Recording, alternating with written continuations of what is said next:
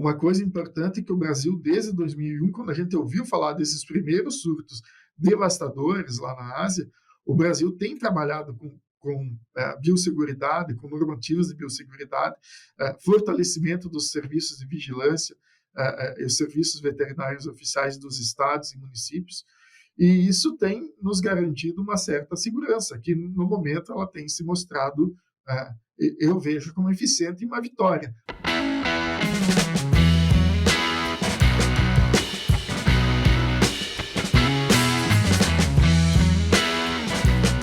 Olá pessoal, sejam todos muito bem-vindos aqui a mais um episódio do nosso podcast O Aviário. Hoje nós vamos ter uma conversa bem legal, nós vamos falar de um assunto que está aí, pairando em toda a avicultura, vamos falar um pouco sobre a influenza aviária e para falar sobre isso a gente está trazendo um especialista aqui, o Dr. Luizinho Caron, que vai ter essa conversa com a gente, vamos tentar explorar um pouco esse assunto. O Dr. Luizinho é virologista, conhece bem esse mundo das doenças das aves e a gente tem um prazer muito grande de recebê-lo. E aí de cara, Luizinho, muito obrigado aí pela sua disponibilidade, agradecer também a Embrapa, aí, nossa parceira de sempre, elogiar o trabalho que a Embrapa faz, não só em suínos e aves, como todas as áreas do conhecimento aí do agronegócio. A Embrapa é uma grande força do agro brasileiro. Então, passo para você, Luizinho, fazer suas considerações iniciais, depois eu vou te apresentar para o nosso público. Obrigado, professor. A virologia é uma área que me interessou desde o início da faculdade, porque os vírus, apesar de serem estrutura bastante simples, entidades, a gente pode dizer, eles provocam doenças bastante que podem ser desastrosas ou catastróficas em alguns casos, como a gente, se podemos citar exemplos da gripe espanhola, recentemente o surto de coronavírus, E a avicultura tem também seus coronavírus, o coronavírus aviário, há muito tempo dá problema e a gente tem essa doença controlada aí na avicultura, mas seguidamente temos envolvimento aí em pesquisa e desenvolvimento com ela. Então não é uma coisa desconhecida como é em humanos. Com certeza, Esse mundo da virologia, eu acho que a gente viveu na pele, Luizinho? Com essa questão da Covid, acho que o mundo experimentou aí, É uma experiência que mostra, que se a gente não vigiar e se a gente não entender como esse universo, como você falou, como essa entidade funciona, a gente pode ser pego de calças curtas, Bom, gente, o doutor Luizinho Caron, ele é médico veterinário, formado pela Universidade Federal de Pelotas. Ele tem o seu mestrado também em medicina veterinária pela Universidade Federal de Santa Maria. Aproveita aí para dar um grande abraço, mandar um grande abraço para os nossos amigos da Universidade Federal de Santa Maria. E ele tem doutorado em genética e biologia molecular pela Unicamp, fazendo o seu sanduíche lá no USDA, nos Estados Unidos. Atualmente ele é pesquisador na Embrapa de suínos e aves e tem uma experiência em medicina veterinária preventiva com ênfase em virologia animal. Então, ele conhece bem esse mundo, conforme ele falou, dos vírus, a questão das vacinas, que a gente vai abordar aqui um pouquinho, certo? Então, Luiz, eu estou pensando da gente direcionar a nossa conversa em 3 grandes blocos. A primeira, a gente fala um pouquinho sobre a virologia, os vírus, a importância das doenças virais na avicultura. Não é só a influenza, nós temos outras, inclusive doenças de notificação obrigatória, que são virais. Depois a gente fala um pouquinho sobre a influenza, a doença em si, Vamos explicar para o nosso ouvinte aí, a pessoa que está acompanhando a gente aí nos nossos podcasts, nos nossos episódios, explicar como que é a doença, qual que é a letalidade, a morbidade, enfim, as características epidemiológicas dessa doença. E depois a gente podia finalizar falando um pouquinho do movimento que toda a avicultura nacional, até capitaneada aí pela nossa BPA, a própria Embrapa, Ministério, todas as agências estaduais de defesa sanitária, falar desse momento, como é que o Brasil está se preparando para enfrentar essa epidemia. Ainda não é uma epidemia, mas está chegando aí no nosso país e o que a gente tem que fazer para manter isso sob controle. Pode ser assim, Luizinho? Pode ser, professor. Agradeço. Então tá ótimo. Então vamos iniciar o nosso primeiro bloco, Falando um pouquinho aí, Luizinho, você que é especialista, conta um pouquinho aí desse mundo, igual você falou aí na sua introdução, essa entidade ou vírus, que ameaças eles representam, enfim, qual é, vamos dizer, o impacto dessas doenças virais na nossa avicultura. Os vírus, eles podem ter, como eu falei anteriormente, são entidades, ou seja, na teoria, um ser vivo seria aquele que respira e que consegue se multiplicar ou se reproduzir. Então, aí a gente já começa com um problema que o vírus não respira. Então, quando ele só se reproduz, então, quando ele está fora da célula, ele funciona como uma partícula orgânica, mas quando ele está dentro da célula, ele se reproduz muito bem usando a célula, escravizando a célula para fazer a sua replicação. Doenças importantes na avicultura, de notificação, como o senhor bem relatou, não é só a influenza, tem a doença de Newcastle também, que em alguns locais do mundo, a África e na Ásia, é muito difícil produzir frango por causa da doença de Newcastle ser endêmica. A quantidade de espécies que a doença de Newcastle acaba infectando é maior ainda do que a influenza. Então, ela é muito disseminada na natureza. Em regiões de alta incidência, como eu falei, é difícil de produzir frango ou de trabalhar na avicultura. Nos Estados Unidos, na Califórnia, teve um surto bastante importante de Newcastle em 2001 e foi bastante difícil de controlar. As pessoas, às vezes, que trabalham lá na época, tinham nas granjas, elas tinham aves em casa, aves de rinha. Então, o pessoal da Ásia, do México, tem esse costume de ter essa cultura do galo de rinha. Então, essas aves, muitas vezes, em casas tinham o vírus, e quando eles iam trabalhar nas granjas, acabavam levando a doença. Então, e como essas aves eram ilegais lá na Califórnia, então muito difícil se tornou o controle para o serviço veterinário oficial, porque essas pessoas guardavam os seus animais de estimação, os seus galos de rinha, até dentro do guarda-roupa para proteger das autoridades, porque era ilegal, e também, se eram positivos, tinham que ser sacrificados. Então, são desafios aí que a gente pode encontrar aí no controle das doenças virais. Doenças virais humanas importantes, né? O Covid, que tivemos recentemente. A virologia são várias famílias, são divididas em duas grandes áreas, os vírus DNA e os vírus RNA. Geralmente, os vírus DNA são mais estáveis, então, eles não se mutam com tanta facilidade, e os vírus RNA são mais instáveis, tendo uma mutação mais rápida, então, desenvolvendo novas variantes e novos tipos de vírus com mais agilidade. Porém, eu já alerto que virologia é que nem língua portuguesa, né? Ela tem essa questão de sempre ter alguma família que não é exatamente assim. Então, algumas famílias de vírus RNA podem ser bem estáveis, assim como algumas de DNA, como o próprio circovírus, que tem uma taxa de mutação bastante elevada. Então, algumas sempre tem uma exceção, né, que nem a língua portuguesa, a virologia. Por isso é interessante a gente estudar a virologia. Bom, então, feita essa introdução sobre a virologia, vamos conversar um pouco, então, né, sobre, talvez, eu tenho dito isso muito aqui, Luizinho, que talvez seja a maior ameaça que a avicultura brasileira tem sofrido nos últimos anos, eu acho que talvez na nossa história, essa questão da influenza aviária, né? A gente tem acompanhado aí, né, os empresários estão todos muito preocupados, né, tanto no segmento de corte como no segmento de postura, está todo mundo muito envolvido e muito comprometido em deixar essa doença longe da avicultura, da nossa avicultura comercial brasileira. E assim, vamos conversar um pouco sobre essa doença. Conta pra gente um pouquinho, né? Por que ela se tornou, né? Vamos dizer, essa ameaça tão grande, o estrago que ela fez tanto na Europa quanto nos Estados Unidos, no México também é um grande problema. Quais são os fatores que levaram essa doença a ser uma ameaça tão grande para toda a avicultura mundial?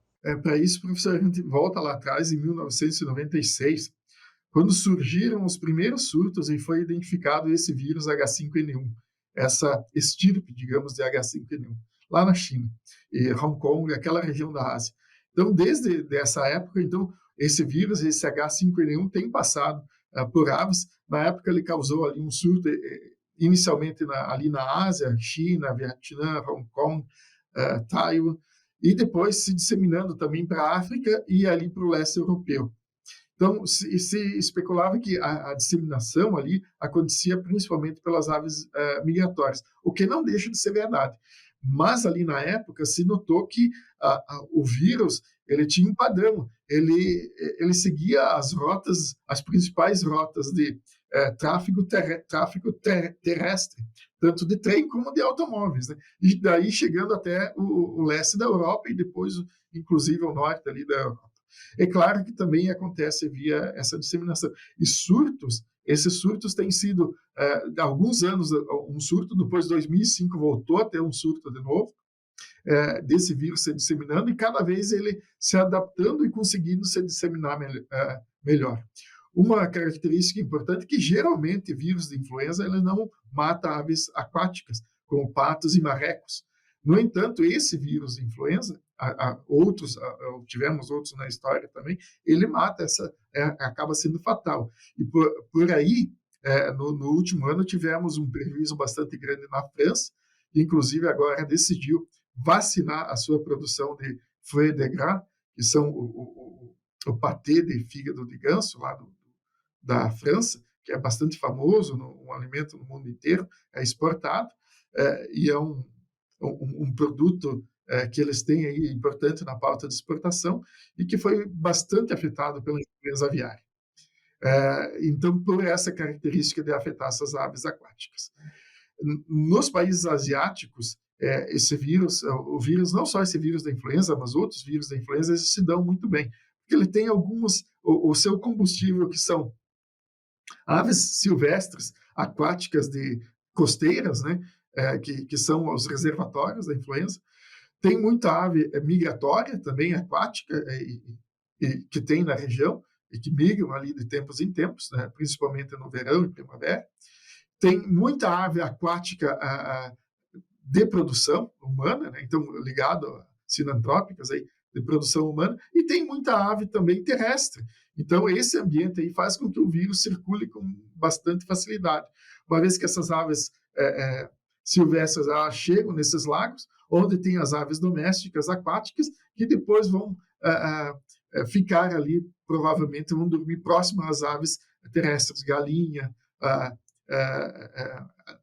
de Angola, outras aves codornas que tem nessas regiões. Então, facilita com que o surto da influenza se dissemine.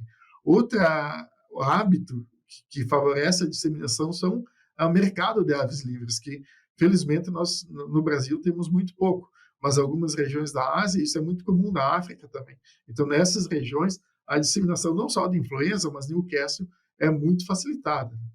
Então, como eu te falei, são de tempos em tempos. Agora, 2020, tivemos a primeira detecção ali dos Estados Unidos desse vírus no norte do Canadá e nos Estados Unidos, e depois em 21 e 22 causando um surto bastante importante, principalmente em aves de postura, que têm uma vida mais longa. A interação das produções de postura com pessoas, equipamentos, ela é maior do que a produção de corte, então isso deixa essas aves mais susceptíveis. Então, foi a produção mais afetada. Além disso, o Peru, depois em segundo lugar, a produção de carne de Peru sendo a segunda mais impactada. Depois aí, no ano seguinte, 2022, então, migrando aqui, tivemos os primeiros surtos na América do Sul desse vírus, que aconteceu na Colômbia, ali a poucos 10 quilômetros da América Central, da divisa com o Panamá. Depois a gente lembra dessa história, ele foi se disseminando pelos países aí, Equador, Peru, Colômbia, que uma coisa interessante da Colômbia é que até o momento a Colômbia teve surtos nas aves silvestres e também em aves domésticas de subsistência, não tendo afetado até o momento aves industriais, que é o mesmo que também a gente vê no Brasil. Então, isso não é uma coisa incomum. Outros países têm relataram surtos em aves silvestres, em aves de subsistências, mas não na avicultura comercial. Uma coisa importante é que o Brasil, desde 2001, quando a gente ouviu falar desses primeiros surtos devastadores lá na Ásia, O Brasil tem trabalhado com biosseguridade, com normativas de biosseguridade, fortalecimento dos serviços de vigilância e os serviços veterinários oficiais dos estados e municípios, e isso tem nos garantido uma certa segurança, que no momento ela tem se mostrado, eu vejo como eficiente e uma vitória. Além disso, o nosso serviço oficial também, estando preparado para atender e para fazer o diagnóstico com rapidez, e permitindo, então, o controle imediato da doença. Porque um dos problemas, o principal problema da influenza, é se ela começar a se disseminar de forma endêmica. Nos plantéis pode ser de subsistência. Então, isso se torna um pouco mais difícil depois conter a doença. Luizinho, e no México, que a gente tem aí né, uns relatos que também causou um prejuízo muito grande. Ela desceu junto ali dos Estados Unidos, pegou o México, e assim, e parece que por lá também causou um grande prejuízo, né? O México, ele vacina contra H5 desde o surto que eles tiveram em 2012, um pouco antes, eles tiveram um surto bastante importante. Na verdade, desde 2000 que eles tiveram surtos de H7, a partir de 2001, 2002, eles começaram a vacinar. Depois de 2012, se não me engano, houve outro surto aí com H5. Então, eles têm vacina da H5, e essa vacina da H5 tem uma certa proteção, mas ela mesmo assim não é uma proteção, não é um vírus homólogo, esse H5, esse clado 2.3.4.4b, que é a linhagem, a estirpe que hoje circula e que está aqui na América do Sul, de H5N1 e que causa prejuízos. Mas então a vacina não chega a segurar, né? Vamos dizer, parece que Peru também estava vacinando, não é isso? Isso. Assim, a gente nas aves, a influenza tem algumas espécies que são mais sensíveis que outras e morrem com mais facilidades. Outras disseminam o vírus com mais... Cada uma, digamos assim, tem um papel na disseminação da doença. As aves aquáticas, apesar de elas morrerem, como eu falei, os patos e marrecos e gansos, eles são mais resistentes. Então, eles eliminam grande quantidade de vírus, né? Então contaminam bastante o meio ambiente antes de morrerem. O que já não acontece com as galinhas, por exemplo. Né? Nos surtos aqui de subsistência, os dois que a gente teve no Brasil, aqui vimos que as galinhas de Angola, por exemplo, são extremamente sensíveis, são as primeiras que morrem. Né? Então, isso é um indicador aí importante. Então, desculpa, professor. Não, pode seguir. Então, a disseminação, essas funcionando como sentinelas. Propriedades, logicamente, com mais de uma espécie convivendo juntamente com aves aquáticas, são de altíssimo risco para a influenza.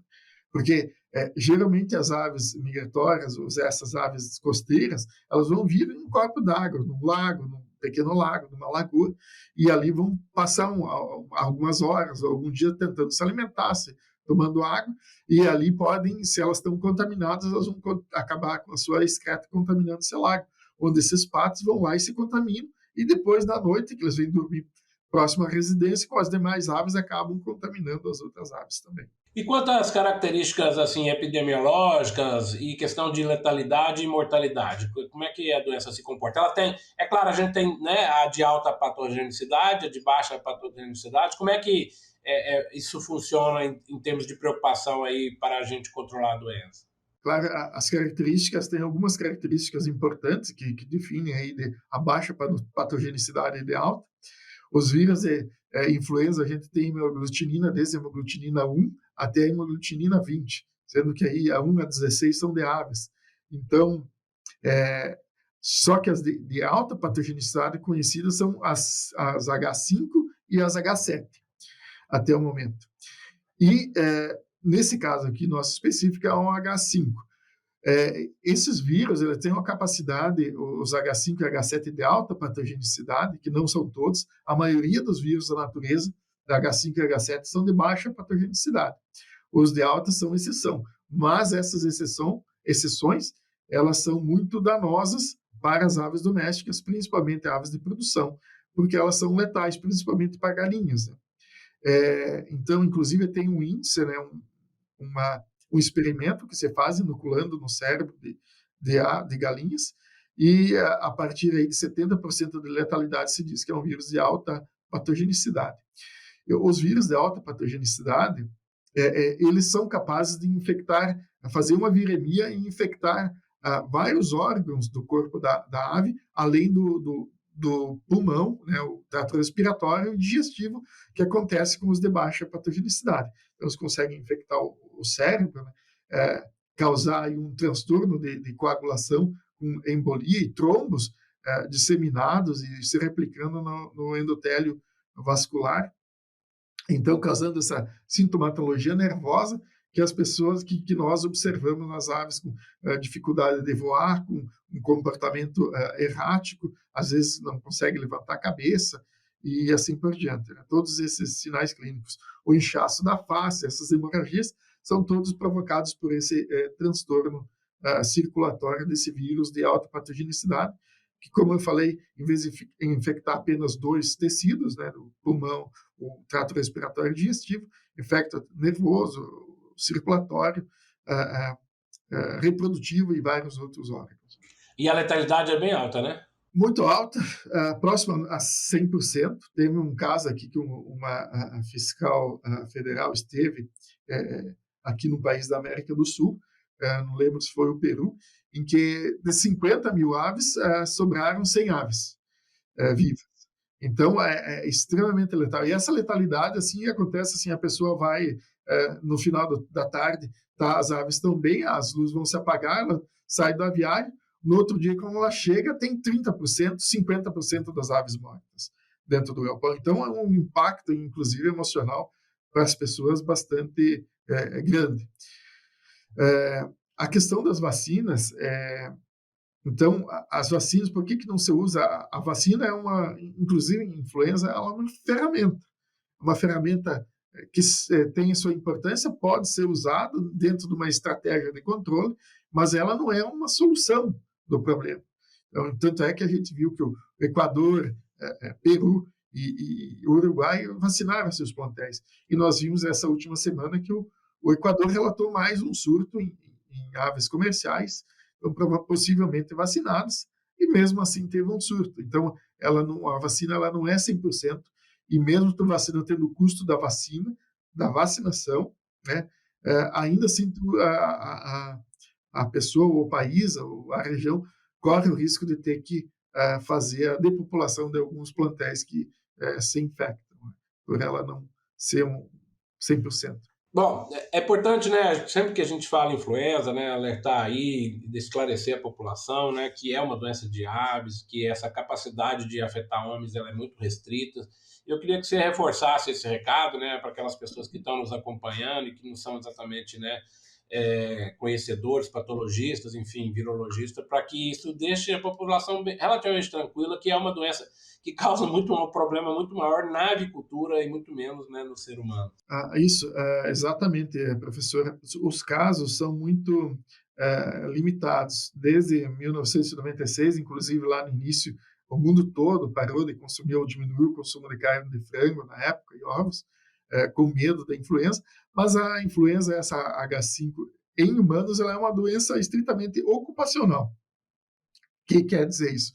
Que algumas pessoas que entram em contato com essas aves doentes podem se infectar, por isso a necessidade de usar a EPI quando há suspeita. Mas mesmo a doença ocupacional é rara, não ocorrendo mais aí do que 20 ou 30 casos aí, por ano, desde 1996. E a maioria desses casos ocorrem lá na Ásia, ali na região da China, Vietnã, Laos, por causa dos hábitos do pessoal de consumir. Tem uns pudins de sangue cru de ave, que são feitos com esse sangue cru de ave, que pode, então, acabar infectando. Então, esses hábitos alimentares que nós não possuímos aqui, e então, aqui sendo uma doença ocupacional. Além disso, os antivirais, eles funcionam muito bem. Então, se for detectado, a pessoa entrou em contato com a ave sabidamente positivo, tem o tratamento, os antivirais funcionam perfeitamente para fazer o tratamento das pessoas. Vamos deixar o pessoal tranquilo. E além disso, uma coisa que o senhor frisou importante é que o vírus ele não se tem histórico de transmissão por carne ou ovos para, até o momento, né, para pessoas. Então, sendo, como eu disse, ocupacional. Luizinho, vamos explorar um pouco, assim, eu acho que é interessante, né, a gente comentar um pouquinho sobre o que o país, né, e que o setor, né, a avicultura, tanto no setor privado, né, quanto no setor público, aí nas nossas agências de defesa sanitária, o nosso ministério, eu queria que você falasse um pouquinho exatamente como eu particularmente tenho elogiado todas essas instituições que têm feito um trabalho muito responsável, inclusive muito focado, tanto o Ministério quanto todas as agências estaduais de defesa sanitária animal, têm feito um dever de casa. Eu falo assim, Luizinho, tomara que não venha, eu tenho certeza que não virá, mas nós nunca tivemos tão bem preparado para que ela chegasse como nós estamos agora, né? Acho que todo mundo está fazendo o dever de casa. Como que você enxerga, exatamente, também fazer um elogio à BPA, né, a Associação Brasileira de Proteína Animal, que tem feito um trabalho também muito de esclarecimento, de acompanhamento, de suporte, tanto para a iniciativa privada quanto para a iniciativa pública. Enfim, todo o setor muito bem organizado, né, para fazer todas as medidas possíveis e cabíveis, né, para evitar que realmente ela se dissemine, né, e que a gente consiga conter elas ali onde ela está por agora, né, e que ela não interiorize aí e não cause nenhum tipo de prejuízo, né, na avicultura comercial brasileira. Como é que você está enxergando esse momento aí das nossas defesas? E também comenta um pouquinho o que a gente ainda pode, talvez que a gente ainda não fez, que a gente pode fazer. Sim, é muito boa a pergunta, professor.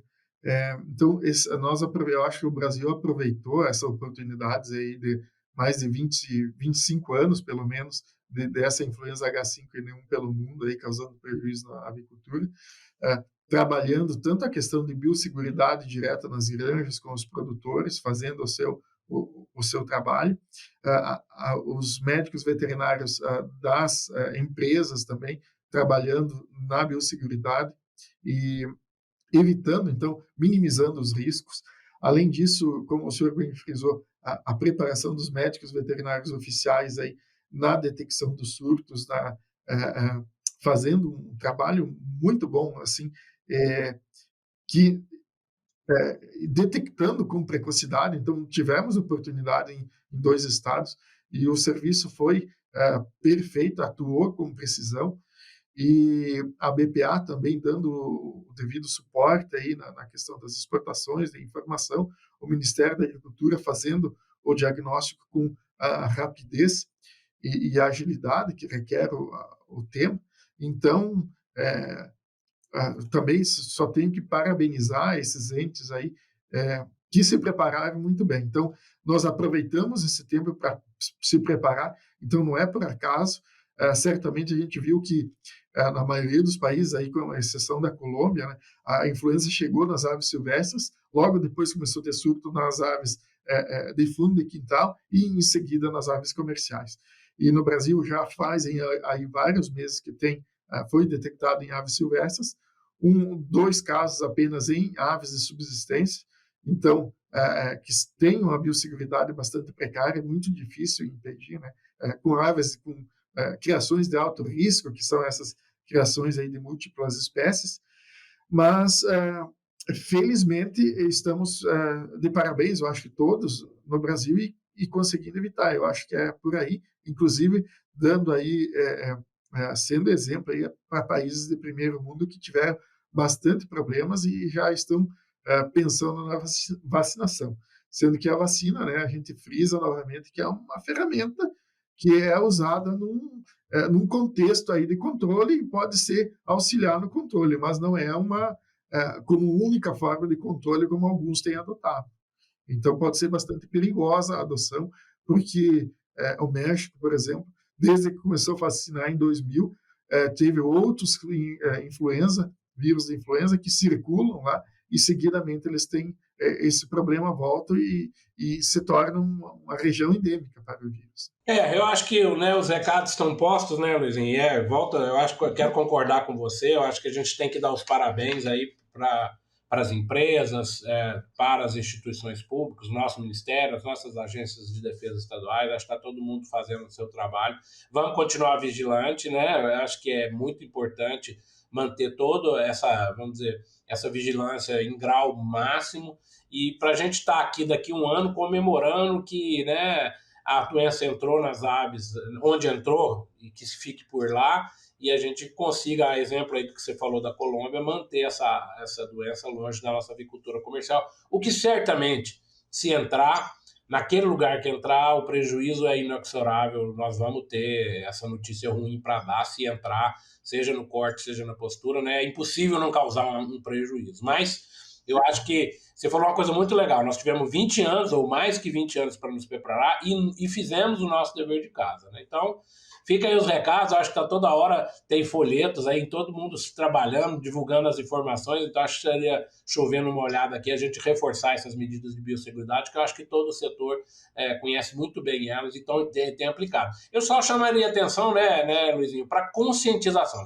porque acho que todo mundo sabe o que não pode fazer, o que pode fazer, então vamos realmente manter essa vigilância em grau máximo, né? E executar essas práticas de biosseguridade que estão sendo super divulgadas. A própria Embrapa, né, produziu material. O Ministério tem produzido material super rico em informações, o que deve fazer. Né, as agências estaduais, inclusive com telefones específicos, com WhatsApps específicos para ser comunicado qualquer suspeito. Enfim, tá, eu acho que estamos fazendo o que tem que fazer, estamos fazendo o dever de casa. American Nutrients, entregando soluções tecnológicas para o bem-estar e segurança humana e animal desde 2007. Alicerçados ao conceito One Health, os produtos e a inovação da American Nutrients contribuem para a saúde humana, o bem-estar animal e a preservação do meio ambiente. Bom, para encerrar, Luizinho, a gente termina os nossos episódios aqui, né, com 3 perguntas, né? Então, eu vou aqui já fazer a primeira, certo?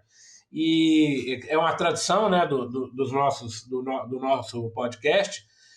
A primeira seria um livro, né, um livro na área técnica, aí, na área de avicultura, que você, assim, que é uma referência para você, que você gostaria aí de reforçar. Eu sei que livro, né, hoje em dia, no passado eles tinham uma importância maior. Hoje tem informação com tantas outras fontes que não o livro, né, que ele perdeu aquela força que tinha há 50, 40 anos atrás. Mas, de qualquer jeito, um bom livro na área técnica é sempre, né, assim, importante para reforçar os conhecimentos. Você teria algum livro aí para destacar? Sim, eu destacaria na avicultura, especialmente na minha área, né, doenças das aves, o Disease of Poultry. Eu acho que é o livro-texto mais importante da área. Claro, temos em português alguns livros importantes, Doenças das Aves, também da UBA, que foi editado, do professor de Fábio, se não me engano. O Rafael, né? O último editor, Rafael. Isso. Então, um da livro isso da FACTA, bastante importante. Claro, na virologia a gente tem o nosso livro-texto, que é o Fields, né? Mais específico, então, aí, dentro da virologia. E fora da área, um livro assim, agora esquece a área de avicultura, né, aí da sua trajetória. Inclusive, né, uma coisa legal, né, Luizinho, você é filho de avicultores. Eu acho essa coisa muito legal da pessoa ter convivido isso na sua criação ali, né, na infância, na adolescência, ter vivido essa área e depois, né, ter a chance de trabalhar na área como técnico, essa migração. Eu acho que eu queria ter sido, viu? Eu queria ter esse privilégio de ter na minha infância, né, como eu sou uma pessoa que gosta muito da avicultura, mas obviamente que a avicultura aconteceu para mim depois que, né, na minha formação profissional, na graduação e depois, né. Então é legal, né, que você tem essa experiência aí, né, vamos dizer, de antes da técnica, né, conhecer um pouco esse mundo da avicultura. Enfim, na sua trajetória aí como pessoa, um livro que te marcou, que você gostaria aí de dividir com as pessoas que nos acompanham. Um livro que eu estou lendo, que eu estou gostando muito, é A História Secreta do Brasil. É um livro, não é muito fácil de encontrar, mas é um livro que vale a pena. Eu acho que todo brasileiro deveria ler e apreciar o conteúdo, né? Esse nosso espírito, às vezes um pouco tupiniquim, que nós somos um país lá periférico, ele traz um contexto totalmente diferente e desde o Reino de Portugal aí, e ele exalta a nossa história, que ela não começa em 1500, ela começando aí bem antes, talvez aí pelo menos 600 anos antes de Cristo, talvez aí a história do Brasil para o mundo, a importância dela para o mundo, né? Então, a história secreta do Brasil, eu acho que é uma dica que eu daria aí para as pessoas para ler. Muito legal, né? Revisitar a história é sempre, né? É sempre fator da gente entender o que acontece, né, no presente, olhar para o passado, né? E por último aqui, a nossa última pergunta, como é que você enxerga, Luizinho, um profissional de sucesso na avicultura? O que um profissional, certo, para ter sucesso, o que o profissional tem que ter para alcançar o sucesso na avicultura? Assim, em primeiro lugar, acho que tem que ser teimoso, né, nas algumas convicções, não aquele teimoso exagerado, mas tem que ser persistente. Além disso, tem que estudar bastante, né, porque a avicultura, assim como a virologia, o diagnóstico, doenças novas podem surgir, as doenças antigas podem aparecer com cara nova, digamos assim. Então, o profissional tem que estar preparado. E o estudo eu acho que é a ferramenta aí, né, professor? O senhor que trabalha com a formação de pessoas, uma das mais importantes. Como o senhor falou, essa minha experiência que eu vim da avicultura, eu conheci aves, o meu pai, minha família construiu o primeiro aviário, acho que eu tinha 3 ou 4 anos de idade. Então, na formação de pessoas, vejo muitos colegas filhos de avicultores que tiveram carreira também aí na agroindústria e também na academia. E a avicultura ela é um amor bastante grande. Sempre que eu tive a oportunidade de voltar para a avicultura, eu voltar. Então, talvez por isso fiz estágio aqui na Embrapa Suínos e Aves. Depois fiz uma carreira toda na virologia e muitos anos depois acabei voltando aqui para trabalhar, o que dá uma recompensa, digamos assim, importante, e sou muito feliz com isso.